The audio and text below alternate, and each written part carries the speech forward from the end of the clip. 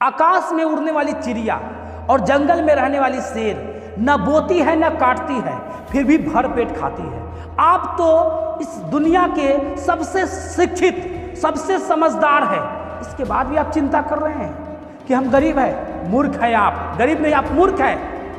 आप करें ना कि हम गरीब हैं, तो आप गरीब नहीं, आप मूर्ख है। समझदार बनिए और अपने जीवन के कष्टों को समझकर उसका समाधान कीजिए। सोचने से कुछ नहीं होता है, मेहनत कीजिएगा, सफल बनिएगा।